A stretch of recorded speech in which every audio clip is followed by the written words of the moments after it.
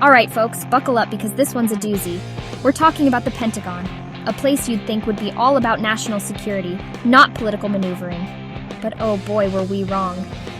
Recently, the folks at O'Keefe Media Group, run by our old pal James O'Keefe, dropped some seriously explosive footage. It showed a former Pentagon advisor, one Jamie Mannina, spilling the beans on what sounds a lot like a politically motivated campaign against former President Trump. Now you might be thinking, isn't a little dissent normal? And you'd be right. But this wasn't just some disgruntled employee venting about the coffee machine. Mannina, a former FBI agent no less, was caught on camera bragging about working with retired generals to undermine Trump's presidency. He even admitted to ghostwriting over 100 anti-Trump op-eds for these generals. Talk about a side hustle.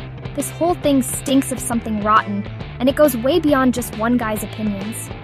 It raises serious questions about the role of partisan contractors in government and whether they're putting their own political agendas ahead of the country's best interests. And let's not forget, this isn't some low-level staffer. Mannina had access to sensitive information, which makes this whole thing even more unsettling. So, who is this Jamie Mannina character? Well, he's not just some random guy who wandered into the Pentagon. This guy's resume reads like a Jason Bourne movie. He's a former FBI special agent, a former advisor to the Joint Chiefs of Staff, an expert in security and AI, you name it, he's done it. Before his Pentagon gig, Mannina was a special assistant to Hillary Clinton, both in the Senate and the State Department. After Clinton's 2016 loss, he apparently made it his mission to counter Russian and Chinese influence. Now that's all well and good, except it seems like his definition of countering influence might have involved some, shall we say, questionable activities.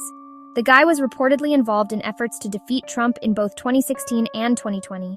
He even attended Pentagon meetings on some seriously important stuff like AI, quantum computing, and cybersecurity.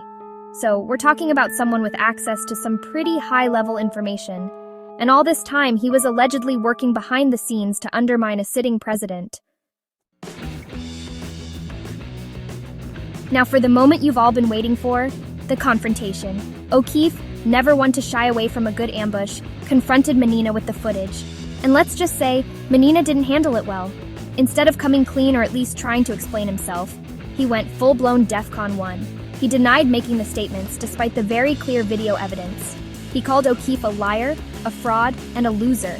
He even threw in a few choice expletives for good measure. Then, in a move that can only be described as suspiciously guilty, he fled the scene. The Pentagon, for its part, confirmed that Mannina was a contracted employee, not a direct advisor to the chairman. They sent him packing back to Booz Allen, the contracting firm he worked for, like a kid who got caught cheating on a test. But that doesn't really cut it, does it? This whole saga, my friends, is a big, fat, flashing red light. It's a stark reminder that the rot of partisan politics can seep into even the most seemingly apolitical institutions. It erodes public trust and makes it harder for anyone to tell what's true anymore. This isn't just about Trump, folks.